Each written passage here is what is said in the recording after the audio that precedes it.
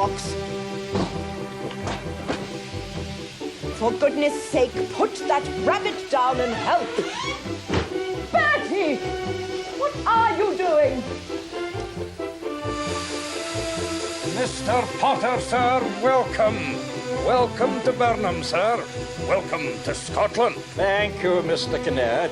Is our carriage ready? Yes, sir. Indeed it is. Come now, Dougal. Mr. Potter and his family wish to begin their holiday, not waste their time here. I can't know the length of their stay, Mr. Kinnaird.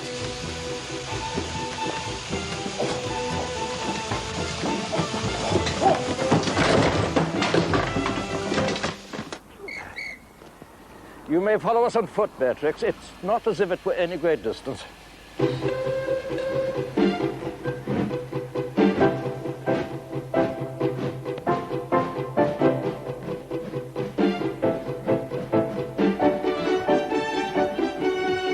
Drive on.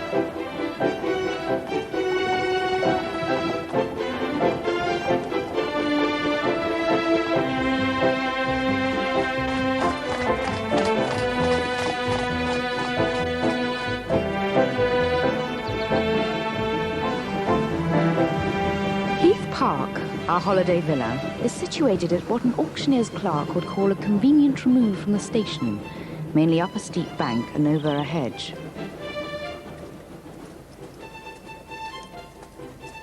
The house was built in 1859 by old Mr. Ross.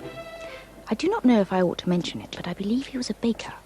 He afterwards went to Australia and found a gold nugget, which was considered more genteel. Oh, Beatrix! Put that rabbit down and help me with my luggage! Yes, Mama. Of course. Come on, McDougal. Up. Benjamin Bouncer is the object of many odd comments. Our gamekeeper, Mr. McDougal, is constantly giving it peppermints. Would you like me to step in the frame a moment just to give a wee sense of scale? No, thank you. MacDougall has possession of Papa all day. My father's interest I can understand, but MacDougall's keenness for photography is something surprising. When it comes to developing, they carry on in what ought to be our larder. It was the custom for the Potter family, a family tradition, to go to Scotland for their summer holidays for 3 months of every summer, and one of their favourite houses there was called Dalguise. We know what sort of life they lived when they were there through Rupert Potter's photographs, and another source is Beatrix's diary. I'm afraid there is a chance of going back to Dalguise tomorrow. I feel an extraordinary dislike to this idea, a childish dislike. But the memory of that house is the only bit of childhood I have left. Thoughts of that peaceful past time of childhood come like soft music and a blissful vision through the snow.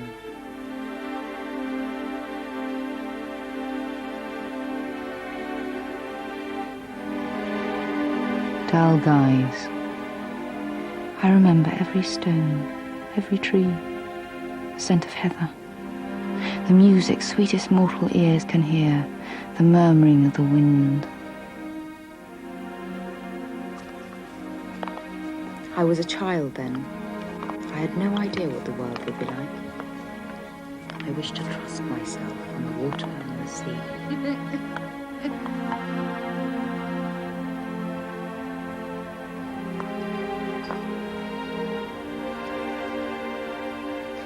Everything was romantic in my imagination. The woods were peopled by the mysterious good folk. The lords and ladies of the last century walked with me along the evergreen paths. Half believing the picturesque superstitions of the district, seeing my own fancies so clearly that they became true to me, I lived in a separate world. As I walked by myself and talked to myself, myself said unto me.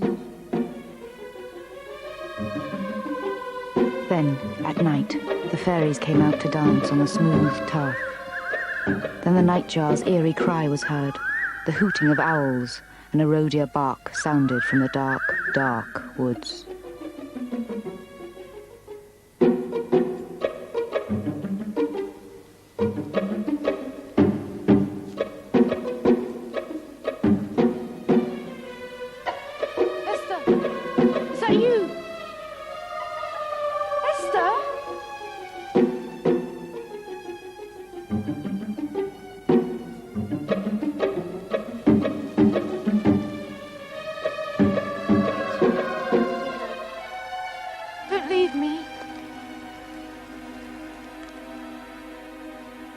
Then, just as childhood was beginning to shake, we had to go. My first great sorrow. Beatrix was lonely. She only occasionally saw her parents, but she took comfort from her painting and her drawing. Her mother, Helen, had in her time dabbled in watercolours, but I think it's from her father that Beatrix inherited her artistic talent. When he was a student, studying law in London, he filled sketchbooks with his work, and one of his pictures from those early sketchbooks, which luckily we still have, anticipates a drawing that his daughter was to make many years later. On holiday, Beatrix was able to escape from some of the restrictions of her life, and she made excursions in her pony and trap, and when she was out, this gave her a sense of freedom, and it also enabled her to develop a growing interest in natural history. Beatrix is finding lots of toadstools in this wood. She's fascinated by their colours, the shapes, sometimes even the smell, because the chanterelle smells rather nice. Now she's joined in this enthusiasm by Charles Mackintosh of Inver, who was one of our leading Scottish naturalists. She first met Charlie at Dalguise when she was just a child. When one met him, a more startled scarecrow would be difficult to imagine. Mr. Mackintosh, before his left fingers were cut off by a circular saw, was a real fiddler, and even now, by indomitable energy, plays the cello.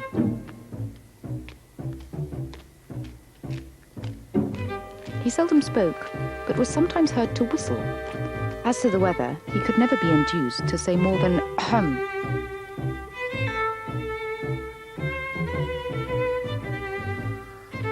I forget how many miles he used to walk. Some mathematical person reckoned it up. His successor had a tricycle. It will save his legs, but modern habits and machines are not calculated to bring out individuality or the study of natural history. It was always amusing to hop from puddle to puddle on the strides of Charlie's hobnailed boots.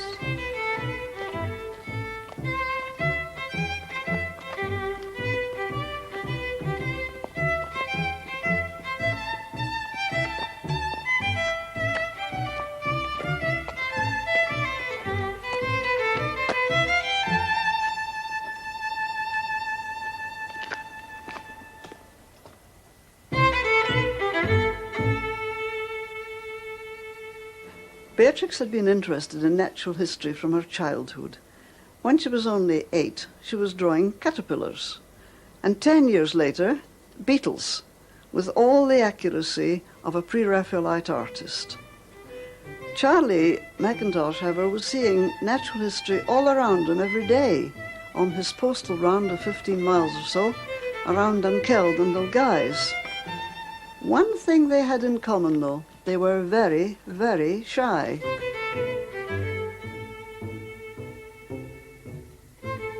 But Charlie was not the only character she remembered from Dalguise days. One was the famous artist, John Everett Millais. He often came with the family on holiday here in Scotland.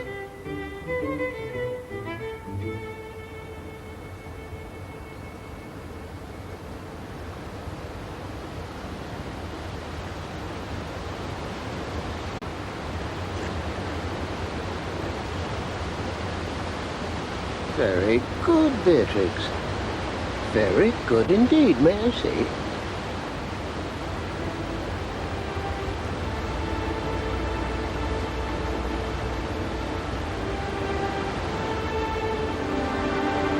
Well, plenty of people can draw, you and my son have observation. Isn't that so, Potter? You flatter her, John. Always flatter a pretty face, eh? You off now? Yes! Work calls.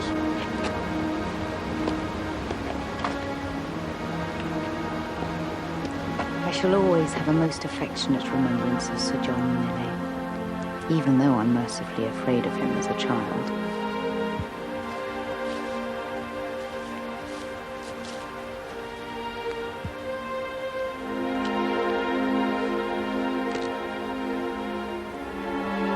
I'm perfectly certain that when I was a child, he used to tease me in order to see me blush. He was one of the handsomest men I ever met.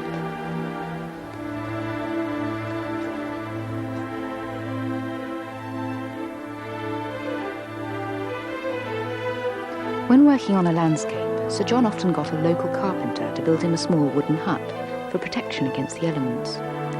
He always gave me the kindest encouragement with my drawings.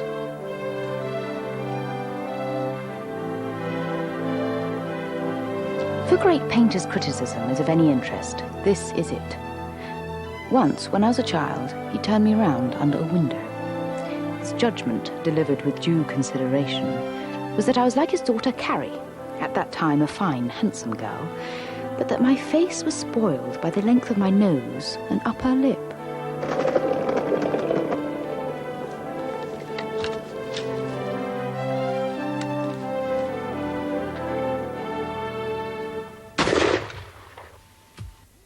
Millais went to Scotland whenever he could for holidays, and quite often he was with his friend John Ruskin. In 1855, Millais married Ruskin's ex-wife, Effie. Millais was widely known now for pictures such as Bubbles, but he was also painting portraits, and it was here that Rupert Potter was able to help him by photographing some of his sitters, such as Gladstone. They enjoyed fishing together in Scotland, and it was here also that Millais found inspiration for his landscapes. It would have been a mixture of his landscapes and his more sentimental pictures that Beatrix would see in this exhibition she visited at the Grosvenor Gallery in London with her parents in 1886. A civil man in a white apron let us in. He appeared to be attending the gas or heating, and emerged at intervals like a jack-in-a-box from unsuspected trapdoors. Otherwise, we were quite alone. I do not understand the prominence assigned to this picture, the Black Brunswicker. I think it is one of the least satisfactory.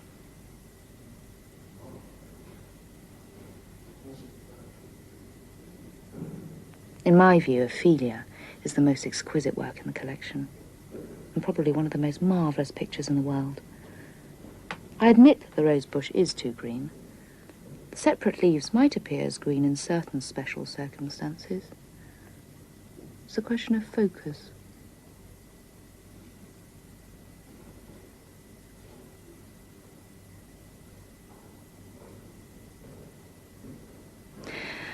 I should not say composition was ever Millais' strong point. He will doubtless paint some noble pictures yet, but on the whole his work seems to have passed its prime.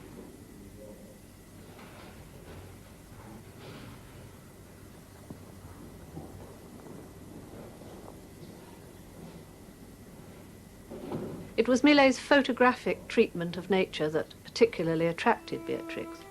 As a child, she had based her own art on the close observation of nature. Come on!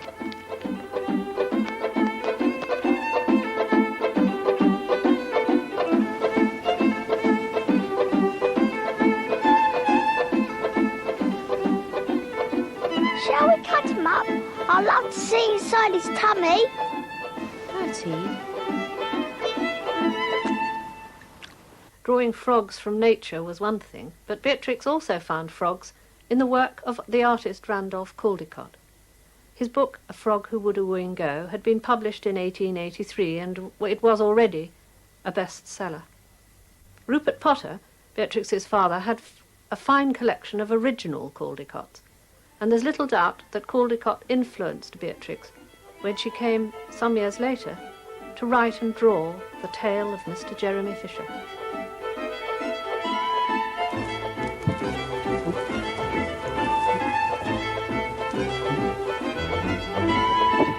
Once upon a time, there was a frog called Mr. Jeremy Fisher. "I know a good place for minnow," said Mr. Jeremy Fisher. Then he settled himself cross-legged and arranged his fishing tackle. The rain trickled down his back, and for nearly an hour he stared at the float. There was a bite almost directly. The float gave a tremendous bobbit. A minnow, I have him by the nose," cried Mr. Jeremy Fisher, jerking up his rod. But what a horrible surprise.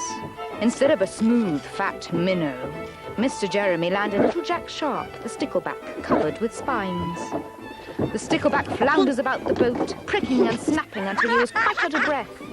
Then he jumped back into the water. And a shoal of other little fishes put their heads out and laughed at Mr. Jeremy Fisher. It was nearly 30 years before Jeremy Fisher would appear in print.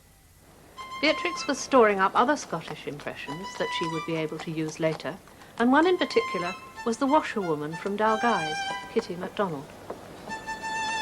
Kitty is long since retired. She is now 83, but waken and delightfully merry.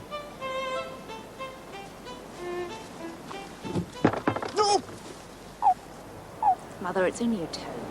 Ugh, I don't call that at all friendly. I always knew she was a witch. Beatrix, really? Well, bless my soul. Oh, Mum and Miss Beatrix. Oh, well, I've been yearning to see you again. Come away in, the pair of you. A dish of tea, that's what you'll be needing. Come along in.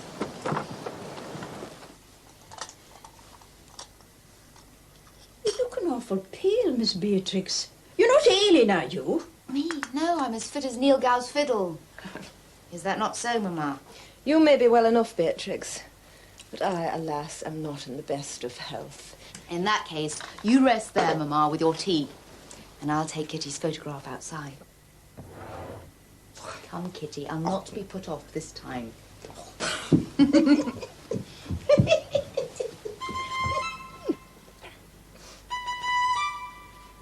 Kitty's memory goes back 70 years.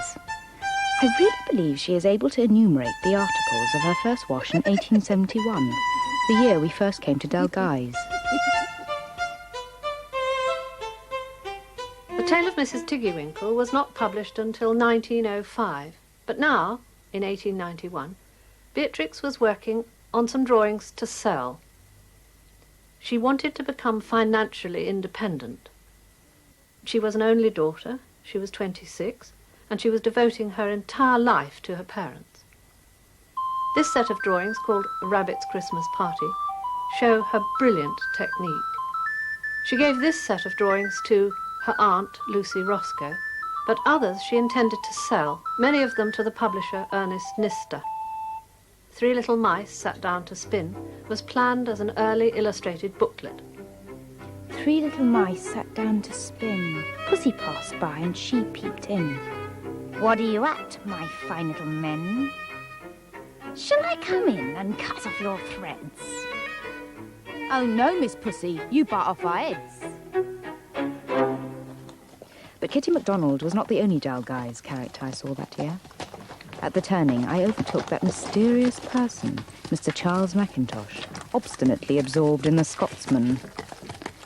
It was perhaps time to arrange a meeting.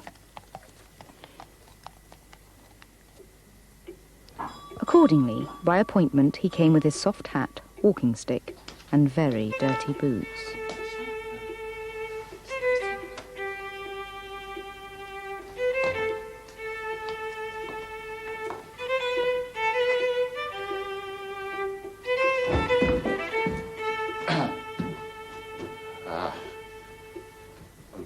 Miss Potter. Mr. Mackintosh, how do you do? Hi, fine. He was quite painfully shy and uncouth at first, as though he were trying to swallow a muffin.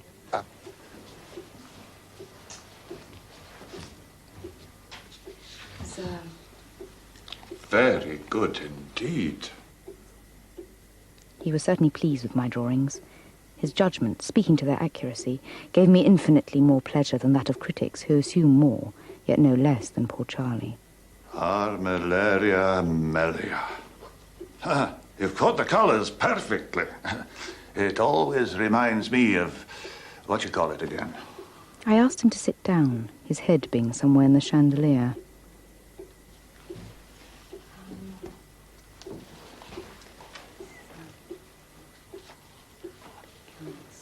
Very good indeed. But I think there's something not quite right here. You have not defined the gills sufficiently. I would not make fun of him for the world, but he reminded me so much of a damaged lamppost. You need sketches to show where the gills meet at the stem. You should also draw sections of the stem. Aye, long sections from the cap right down. I happened, by lucky intention, to have drawn several rare species. One, with white spikes on the lower side, he had discovered this summer for the first time in a wood at Merthley, and another, like a spluttered candle, he had found just once in the grass at the roadside near Invertunnel. I'm studying slimes myself, water algae, but the other day I found this.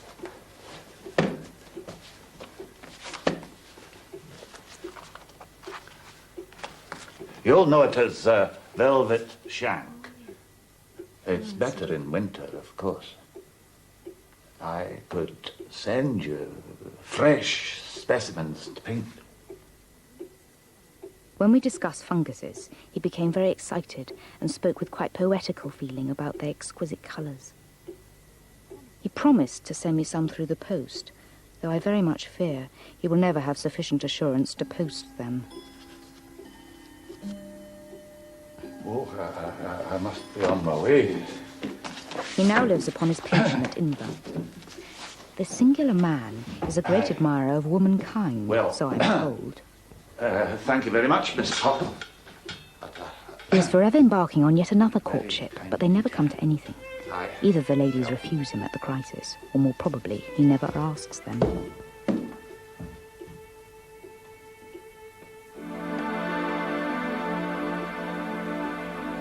He is a perfect dragon of erudition, and not Gardner's Latin either. His visit was a great success.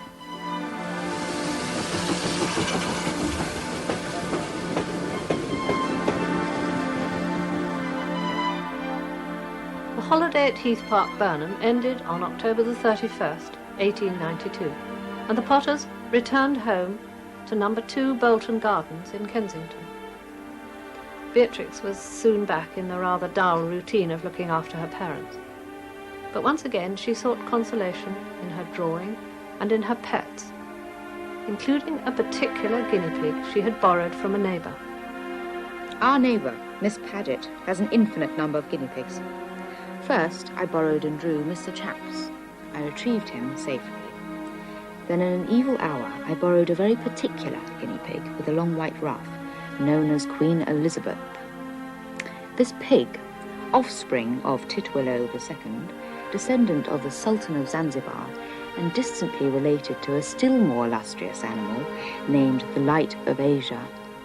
This wretched pig took to eating blotting paper, pasteboard, string, and other curious substances, and expired in the night.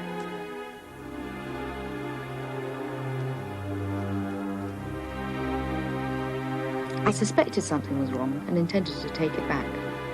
My feelings may be imagined when I found it extended a very damp, disagreeable body. Beatrix! Where are you? I need you!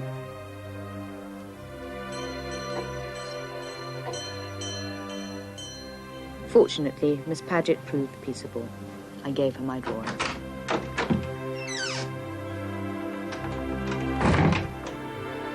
The following year, the Potters returned to Scotland, this time taking a house called Eastwood.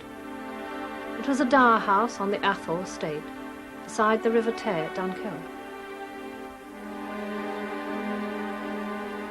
It was here, on September the 4th, 1893, that Beatrix wrote a letter that was to become one of the most famous letters ever written.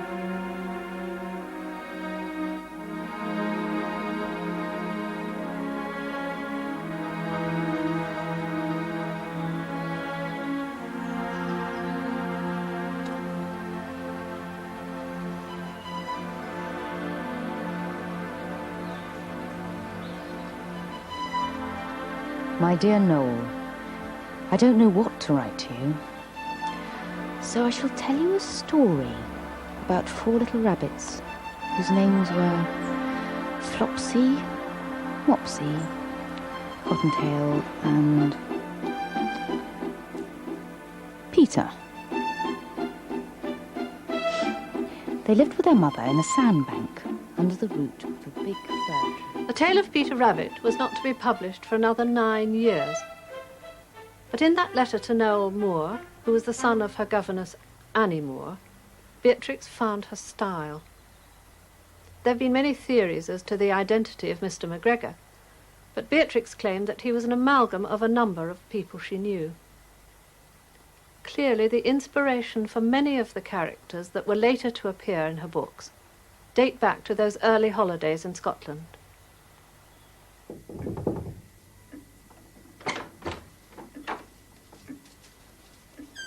Beg pardon, miss, but this has just arrived from Scotland. Smells funny, Miss Beatrix. Thank you, Lily. Yes, miss.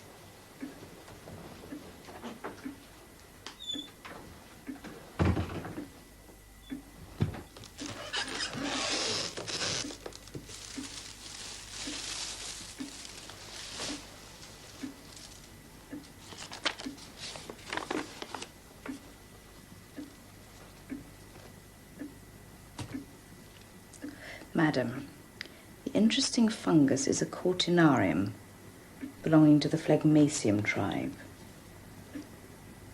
But for its stem, which is not cylindrical and has got tawny, I would take it to be Cortinarius tomalis, but I am not sure of it. Yours when sent, Charles Mackintosh. Oh, Charlie, you are wonderful. Beatrix's knowledge of the fungi was really deepening now. She knew a lot of them by name, including, for instance, this very interesting one, the Old Man of the Woods, very rare one. It popped up at Eastwood in 1893, and she painted it 3 times. In 1894, the family came back to Scotland, but this time to the borders. Came to Lennell, Coldstream, on Tuesday, July the 17th, 1894. The house is large, rambling, roundabout, and not over clean, according to the servants. A perfectly awful garden full of broken bottles, rats, and piebald rabbits. My father groaned intolerably about the untidiness for several days. If I can form an independent opinion, I am inclined to like the place.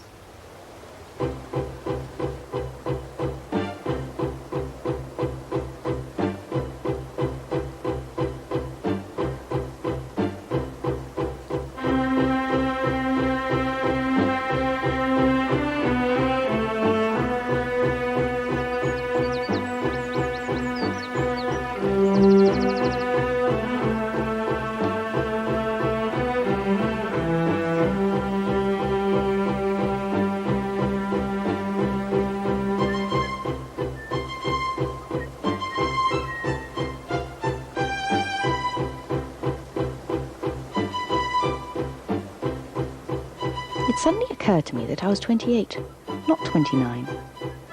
A good deal of geology and Shakespeare might be stuffed into that extra year.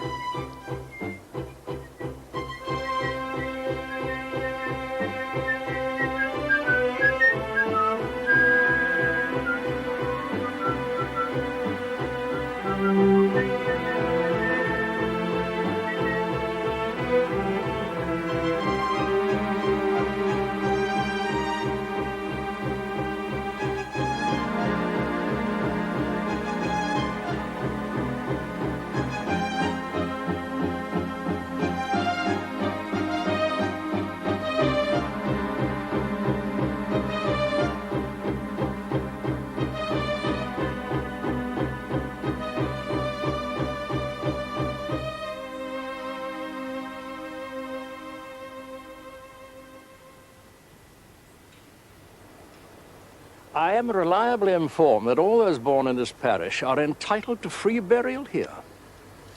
That's why we've seen so many funerals. Well, some are brought from as far away as Edinburgh. The carriage alone must equal the cost of the lair. True. But when did you know a Scotsman, even a dead one, miss a bargain?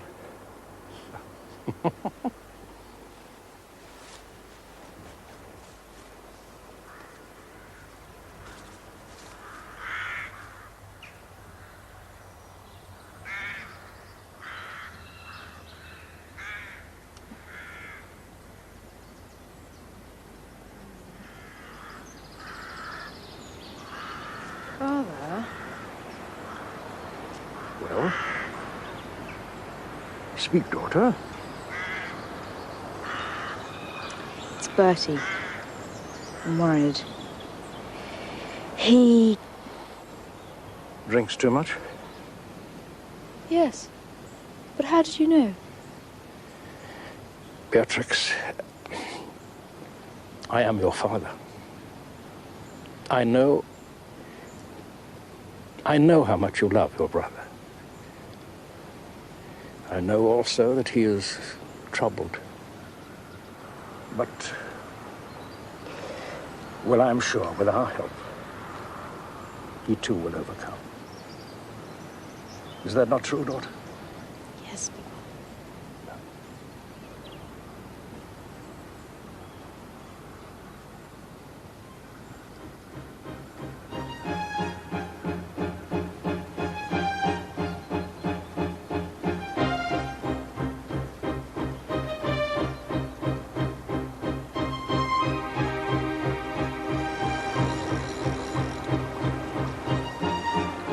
Look very solemn. What do you say to stickle back on toast for supper? I ain't caught much else.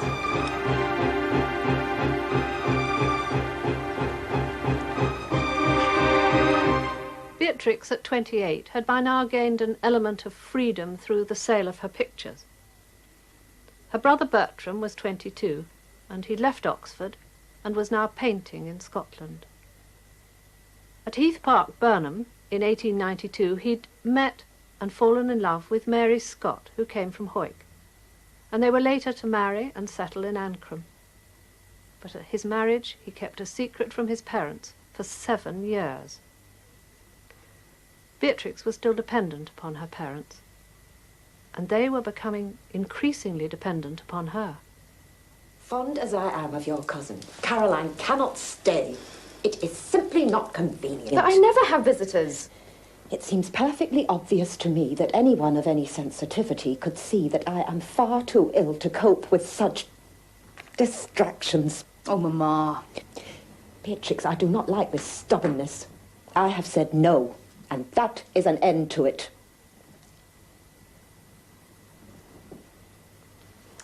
In that case, since you are indisposed, may I not have your carriage? A carriage? Certainly not. But why not? You're surely not planning to go out yourself. Perhaps. I have not yet decided what I shall do. But just now you said... Beatrix, that is enough. Yes, Mamma.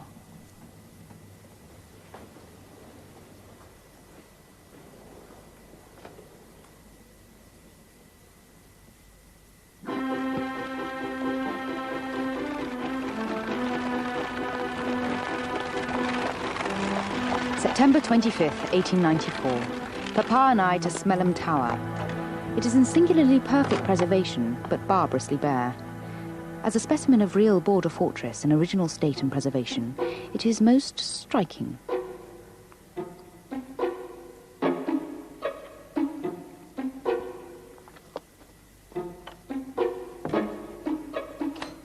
The stair is very dark, but very even. I dare say Sir Walter Scott had been up very often. It did not occur to me to consider the ghost.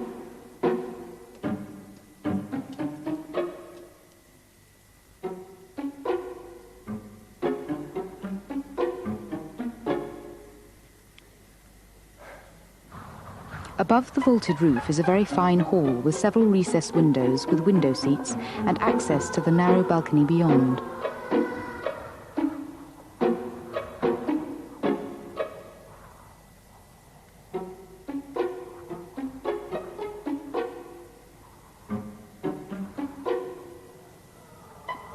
perfectly safe, but the yawning chasm on the left was too much for my head. I went half across to a window, but was glad to slide back along the wall, feeling sick.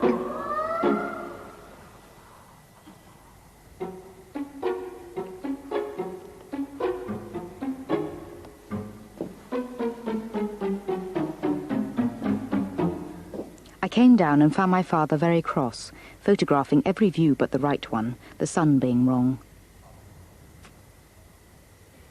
Beatrix, I'm having enough problems with the shape of this wretched pile here without the added distraction of an intruder. Sorry.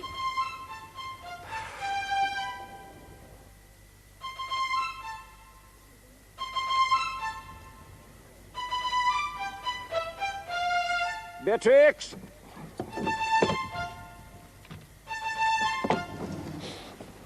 Beatrix!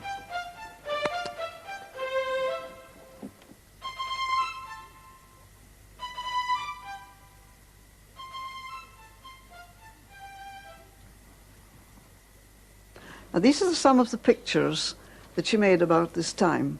And you see, she's still including the points made by Charlie, the way the gills are attached to the stem, and how the stem looks when it's cut right down, and yet she's made a picture of the whole thing.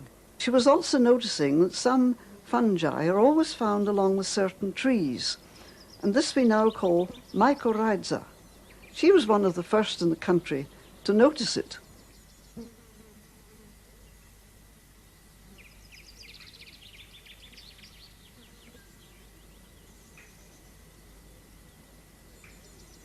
I shall be sorry to leave the borders. The funguses will come up again and the fossils will keep. I hope I may come back again someday when I'm an old woman. Unless I happen to become a fossil myself, which would save trouble.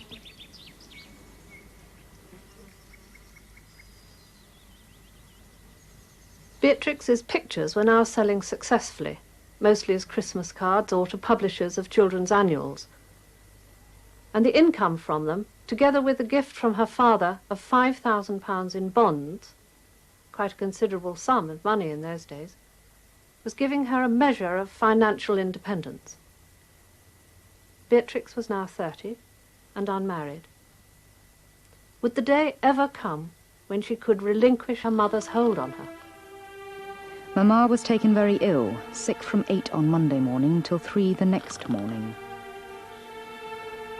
There is supposed to be some angelic sentiment in tending the sick, but personally I should not associate angels with castor oil and emptying slops. Having been indoors almost continually, I caught a violent cold in my head. I have become lower than is the habit for me, a cheerful person, but one must make out some way.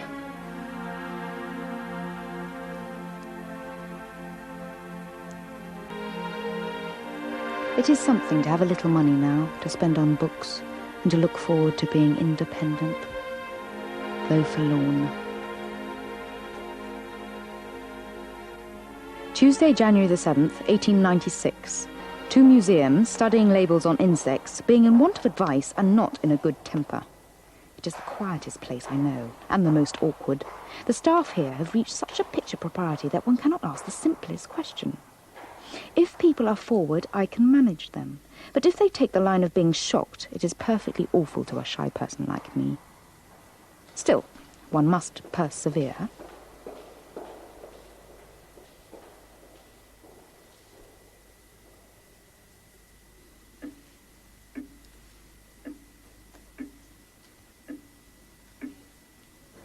Beatrix has now got a microscope with high power, and she's watching the spores grow and making drawings of them.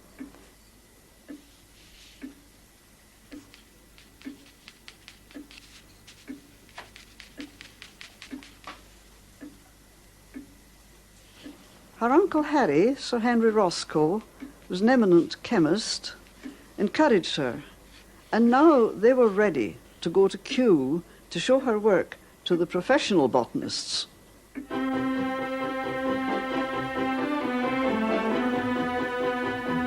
I was rather agreeably surprised before getting up this morning to receive a message, Sir Henry's love, and would I be ready to start for Kew at 9:30, which romantic elopement took place in a rush via Earl's Court Station. I only hope I shall remember separately the 5 different gentlemen with whom I had the honour of shaking hands.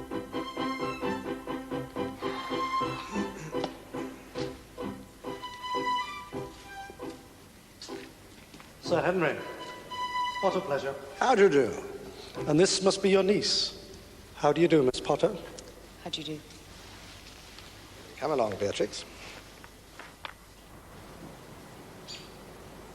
We returned to the director's office, accompanied by Mr. Massey, a very pleasant, kind gentleman who seemed to like my drawings.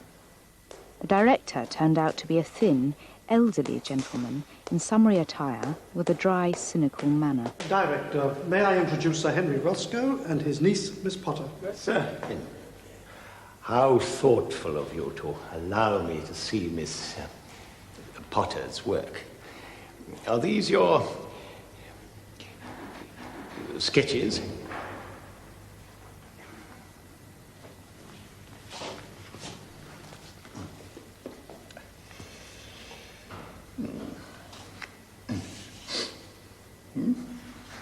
They really are very good, Miss Potter. Do you not agree, Director? Yes. Well, they're pretty enough. Hardly scientific. They lack, if I may be so bold, diagrammatic detail. Still, good try. What? Tell me, Sir Henry, what do you think of our occupation of Egypt? Well, I hadn't really considered it. Bad show for the English onion industry. Bad show all round, I'd say. What? What? Yes, precisely. Mr. Thistleton Dyer did not address me again. I mention this not with resentment. I was getting dreadfully tired, but I had once or twice an amusing feeling of being regarded as young.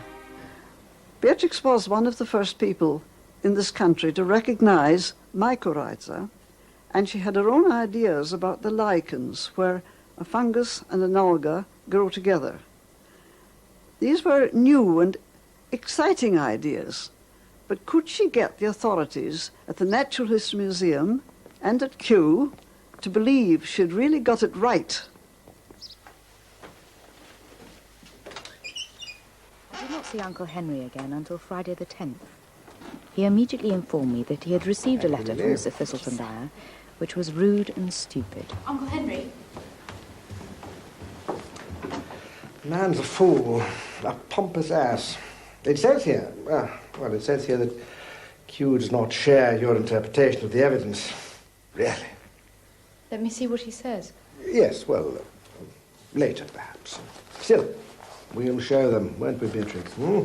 We'll teach Thistleton Dyer a thing or two, eh? Now, what was it you wanted me to see? Something new?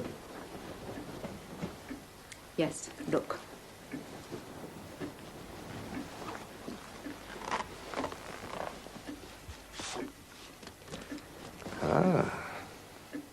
You see, I think that a penicillium derived from a poisonous fungus might have a different chemical action from a harmless mushroom. My paper on the germination of the spores was read at the Linnaean on April the 1st, 1897. I was not allowed to attend, so Uncle Henry waited on my behalf. Ah, Sir Henry, how kind of you to wait. Well, how did it go? Very well. Very well indeed. Well, is that all? Were they not impressed? Yes. Well, some members of the society ventured to express the opinion that it required more work on it before it warranted publication. Did they indeed? Oh, thank you, Mr. Massey. I'm much obliged for your interest. I shall tell Beatrix of the Society's considered opinion. Good evening, sir. Yes, well... Good day, Sir Henry.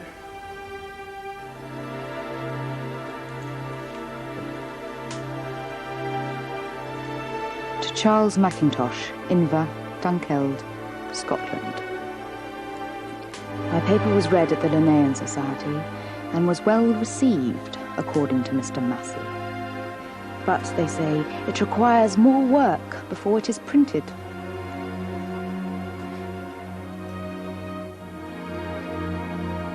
It is odious to a shy person to be thus snubbed, especially when that shy person happens to be right.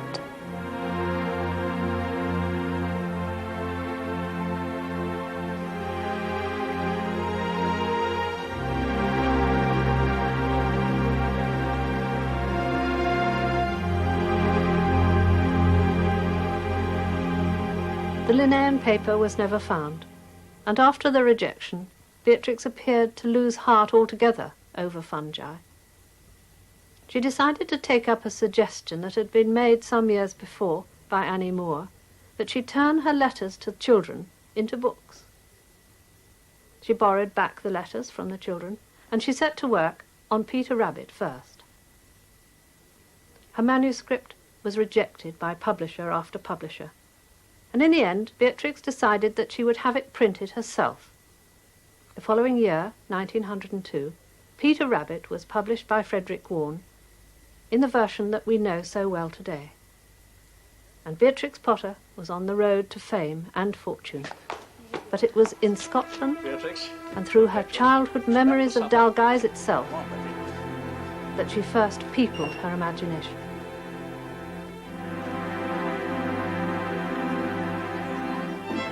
Beatrix! Master Bertram! Tea time! Where are you?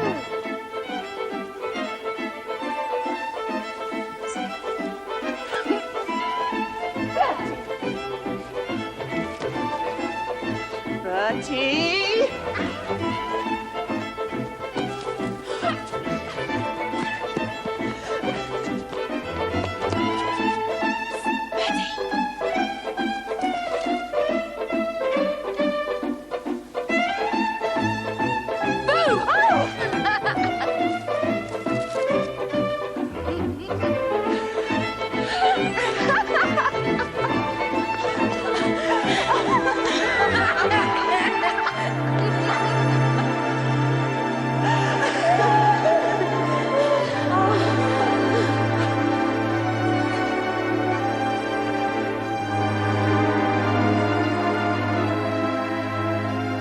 Dalguise has changed now, and many familiar faces are gone. But the greatest change was in myself. I was a child then. I had no idea what the world would be like.